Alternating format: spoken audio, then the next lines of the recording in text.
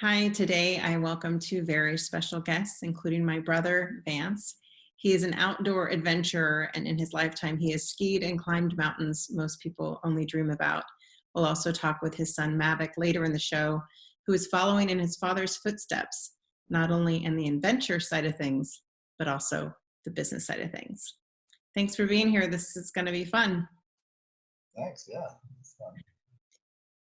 Before we bring Mav onto the show, I wanted to talk a bit about the adventurous side of you and how it started at a young age. We weren't a family who skied every weekend or even every year, so much of your outdoor adventures came from your own interests. Well, the quick was growing up in Reading. You get to ski, you get to expose to a lot of stuff. We BMX raced, we skied, and I was attracted to that. But we also played baseball and football, and so. But once I left high school, I was working in Colorado, and I finished a job. I had saved some money, and through working in golfing, I'd met an older guy who I thought was an old man, but he was like 30, and he skied all winter. He bought a season's pass, and he suggested to me, like, what are you going to do? I said, I'm going to go home and then I'm going to buy a boat. And he said, you should buy a season's pass and ski for the winter and then go home and buy a boat. And I said, that's a good idea. I think I will. So I extended my lease for a couple more months. The next thing I knew, I was driving up to a really good resort called Crested Butte in Colorado. And I was carpooling with these guys, and they were grown men and responsible people that skied 3 or 4 or 5 days a week. And I skied every day at that point, and then that was it. The next year, I thought, okay, well, I'm going to buy a season's pass again somewhere. So I think the next year I went to Big Sky, and I just would by myself find, back in the day before the internet, I'd find brochures and ski towns and try to learn about ski areas from the brochures. And then I found a new chair in Big Sky, Montana. I went there, and then that's when it really started to get going when I moved to Montana. And then it just started to escalate from there, from taking it seriously, skiing hard, bell to bell, we call it, in first chair, last chair. And then pretty soon sponsors came, and then I was working with some of the bigger photographers. And then I started to get free passes, free gear, even some travel money sometimes. And that's kind of what I've learned in the industry, like we spoke earlier. And then I've been able to pass some of that knowledge on to Mavic on how it works. One of the things that I think I remember back when we were kids, and you rode BMX bikes. And so kind of the way for me to get to hang out with you and Dad was for me to start riding BMX bikes. So I would go and start racing with you. And so I didn't know what the word sponsorship was. I didn't know what that meant. How even then did you know? Because there were kids there who were sponsored? Yeah, I think, it gets thrown around loosely. Saying sponsored means anything from you get free stickers or means that you get paid a salary. So as I grew older and started to be more finicky about what I call sponsored, I kind of resort now to, you're not really sponsored unless you're at least getting free gear. Like somebody's sending you their stuff so you use it so they can promote through you. So that's really the way it works. It's just it's a give and take, use of media with you using their product is usually the way it works. When I tell people about you and the work that you did, which we'll get more into in this next segment, I think of you as someone who figured out a way to ski, and then you figured out a way to get free skis, and then you figured out a way to get paid to ski. And I think, if I'm correct, it started with you actually just skiing, and then came the photography side of things, and then the film side of things. So yeah, exactly. Yeah. Is that right? Okay, good. I've been paying attention. And so, how did you go from being the guy who skis, gets the free skis, gets the money to ski, to then having that first bit of the photography side of things? Because you were part of Powder Magazine, all these, you were doing the thing. Yeah.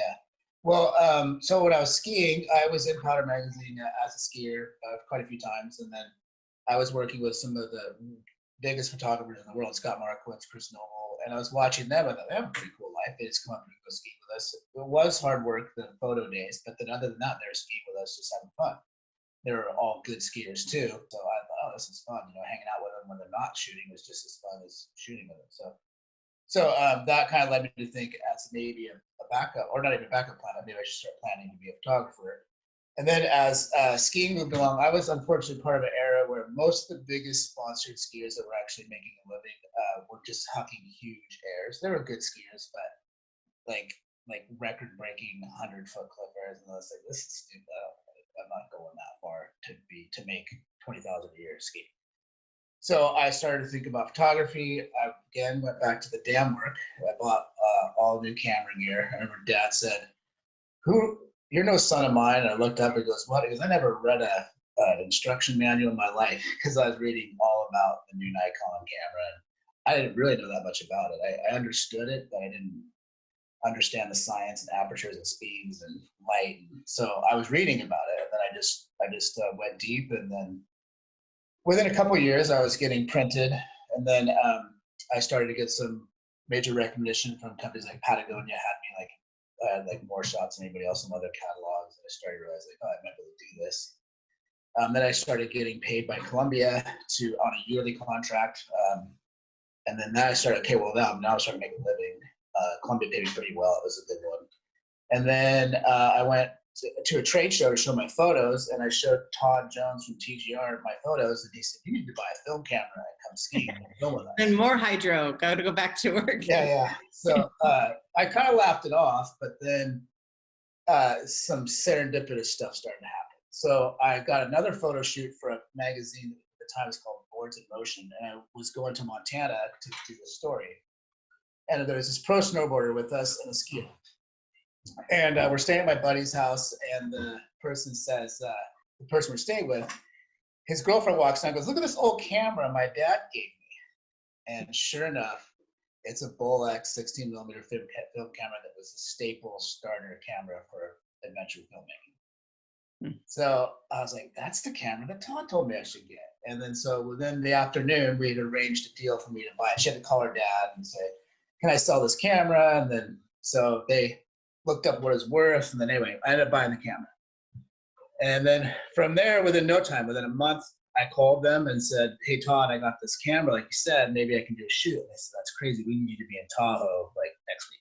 So, and then that was it. That never stopped for 7 years. It went on. I just traveled the world filming for TGR. Well, and to inform the audience, so our dad worked in hydroelectric generator work, and that's how we ended up in Washington at some point along the way.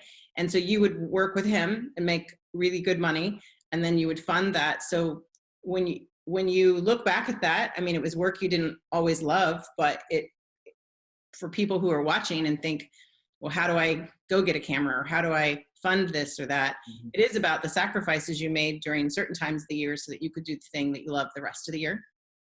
But what I respect so much about you, in addition to that work ethic, is teaching yourself how to, we aren't like an artistic family typically, teaching yourself how to become a photographer and then a filmmaker. And I think, I was off in my married life in Texas and starting to have a family, and you're all over the world. And I don't think I really understood the magnitude of what you were doing or what you'd created for yourself and how that's even possible. So let's take a quick break. When we come back, I want to include Mav in the conversation. And then at the end of the show, we'll bring Mavic on, your son, because what he's doing now, I don't know that he'd be knowledgeable or capable without you having already done it yourself. So we'll take a break and come back and talk more about that. Okay, we'll be back in just a moment.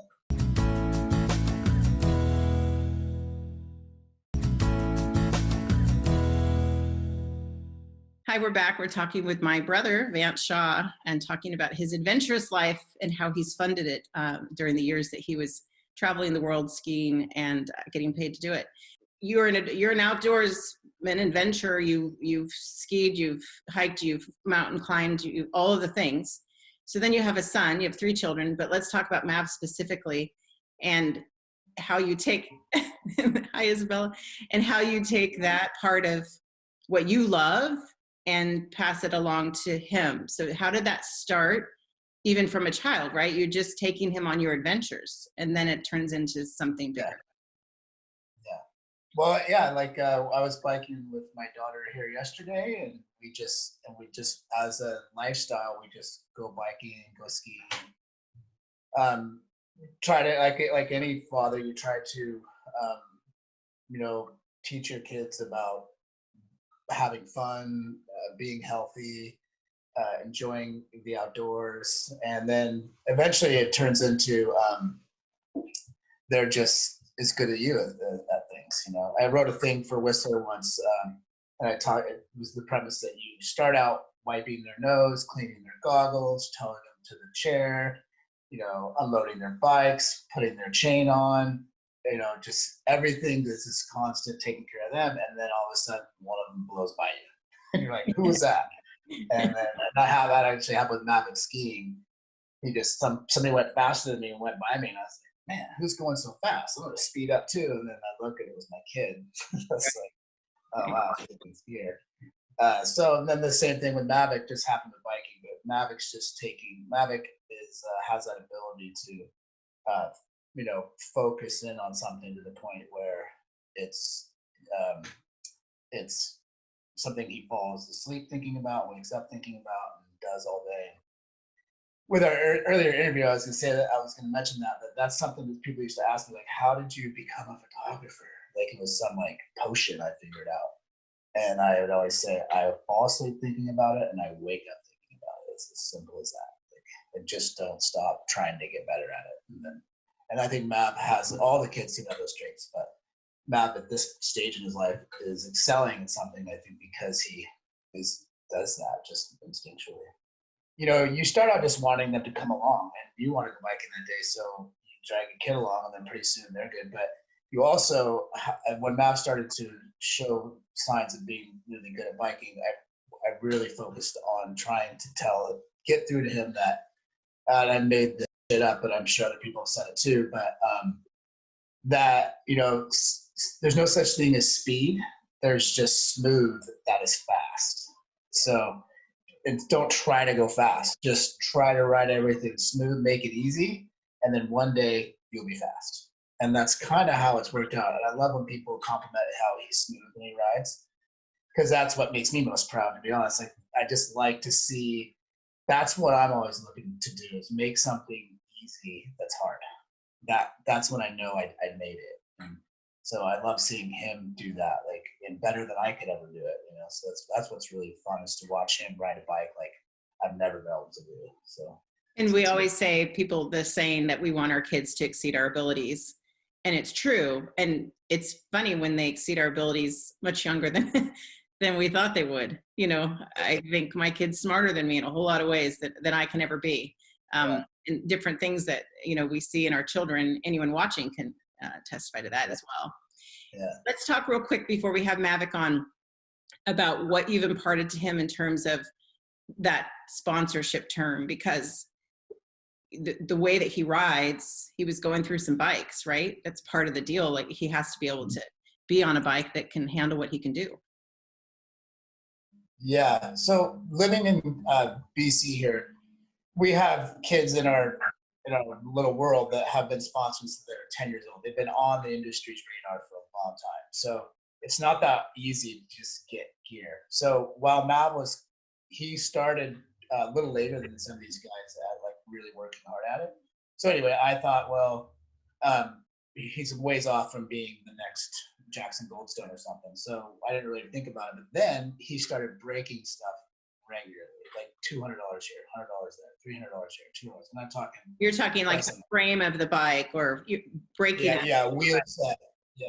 Mm-hmm. And then when you buy the wheel set, you can't just go buy your average wheel set. You have to buy a DH wheel set and a good one made by a proper company that isn't cheap. And it's got to be light. And it's got to be strong. And so it got to the point where I was like, I can't afford this. Like, we got to get him some help. So luckily, with his natural kind of timely instincts with Instagram and taking a part of that from a young child, he fit right in with what the sponsors wanted, which was, sure, we'll give you some equipment, but what are we going to get for it? And that was Instagram followers and Instagram posts. So 4,000 followers later for Mav makes productive, high level videos, and so now we don't have to pay for all this stuff. Yeah, He has a sponsor, Race Space. They give him a couple of bike components a year. So they give him two, they call them bike builds. They give him 2 bike builds a year. So he can go through 4 sets of rims, 4 sets of hubs. So he can get by with that now. And then same with bikes. He has a sponsor, Rocky Mountain. So Rocky Mountain gives him a bike to use, and then he sells it for a profit, keeps the money, and then they give him another bike. And so he has to pay for the bike at a cost, but he still makes money from the bikes. So he's already at almost 16 years old, not quite 16, figured out a way to do what he loves and get paid for it. Yeah.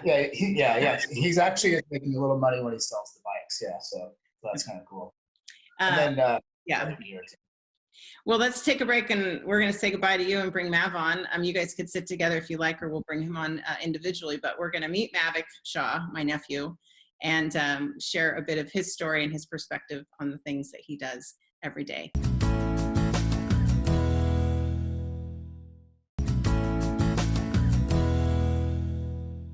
I'd like to introduce to you my nephew, Mavic Thorpe Shaw. Thanks for being here.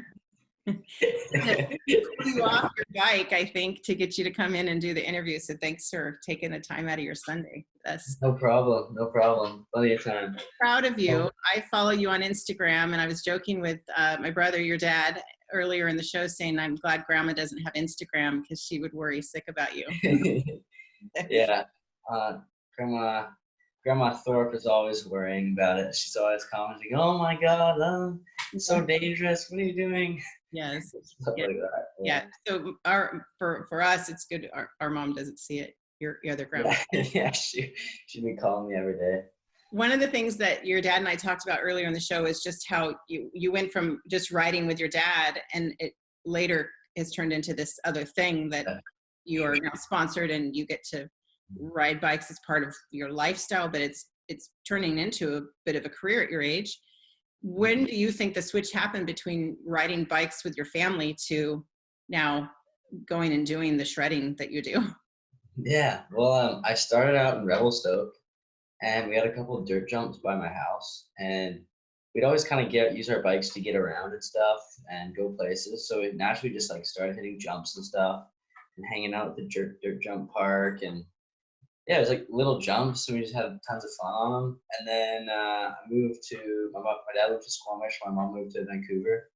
And I kind of was like, I can't ski anymore, so I might as well ride a bike. And I had a pretty crappy MEC Ghost, and I would ride up around the block, like practice doing my stairs and stuff. And I honestly didn't really enjoy it. I had fun, but it was only really until I was like 11 or so when I started to enjoy it.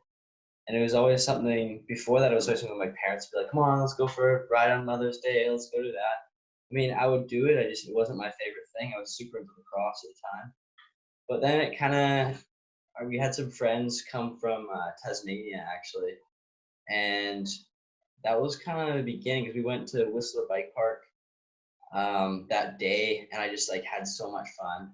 And before that, I had a super crappy bike. And he let me borrow his wife's bike for that day. And I was like, oh my God, this is so much fun. We rode A-line all day. It was my first time riding clips.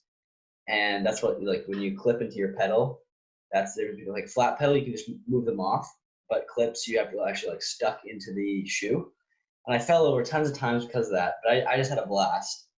And that's kind of the switching point. Having a good bike ride, helps, right? It's takes care of some of the struggle where you have something that moves in motion with you. It becomes like an attachment of yourself. Yeah, so it's a good bike. For me now. I remember asking, I forget his name actually, but I remember asking, do you think it's like too late for me to kind of like pursue like mountain biking? And he's like, no. He's like all these kids, they get burnt out. And that was kind of like my motivation. I was like, okay, like it was stupid of me because I was like 12 years old or 11 years old. You were too old for that, right? Yeah, and I was just like, okay, this is it. Like, this is what I want to do. So I just kind of, ever since then, it kind of just took off, and I've ridden pretty much every day since then. And it only really, I pretty much just trail rode and slowly improved. I remember in grade 8, I kind of had a couple super close buddies, and we would ride pretty much every day after school. But it only really started becoming like I was always kind of like an average mountain biker. And I remember in grade 7, I would wake up before school at like 7 a.m. and go riding. And that's what your dad talked about too, yeah, is going to sleep thinking about it, waking up thinking about it. It's just something that you can't not do every day. no, it's just like it's what I do. It's what I think about. You talked about what a difference it makes the bike that you're riding. What about where you ride? What makes a difference where you ride? Yeah, my progression really started to ramp up once my dad moved to Duncan here in Mount Prevost. There's a couple pro riders. Mark Wallace, he rides for Canyon Bikes and Monster Energy, and he's at Prevost pretty much every weekend, 4 days a week. And I've had a really cool opportunity to ride with him a lot and kind of see what the next step is for me. And I started riding Prevost about a year ago, and there's probably a core group of around 20 people that are going to be there every weekend. And there's just such a community. There's like the best Canadian downhillers have come from Mount Prevost, and the people come off Prevost, they're fast. And a guy named Stevie Smith, he passed away in 2016, but he was probably the best Canadian downhiller to ever live. He died in a motorcycle accident, but he rode Mount Prevost. He grew up on Mount Prevost. His mom shuttled him since he was a little kid on Prevost, and there's something really special about that mountain. And it's not just a mountain that you go to ride a bike. There's really, it's like really like mythical, if that makes any sense. It's a lot of history, and it's a really special place to me. Well, quick question as we wrap up. I know you guys are celebrating Father's Day today, so I'll let you get on with it. But one question I wanted to ask you is, when I watch your videos and I see you move, and I was saying this to Vance, your dad, earlier, is you have such control. It's like a dance what you're doing, and it's beautiful. It's art. It's incredible to watch. What are you thinking when you're going off those jumps and making those turns and doing the things that you do? Does it take obviously total concentration, but yeah, you just feel when I'm riding, confident. It's kind of like almost autopilot, because it's like such second nature. Like, I don't know how to explain it. I mean, sometimes if you're like trying something new, it can be scary, but like you just have to trust in your abilities and trust that your body knows what to do. And a lot of it becomes muscle memory. Like doing a jump for me, I don't have to think about pulling up and pushing with my legs. I just like my brain sees the lip and it sees the jump, and I know what I have to do with my body. So that's the biggest thing. Like there's always things that I need to work on, like keeping my elbows out, making sure that my there's pressure on my outside foot, just like keeping corner traction.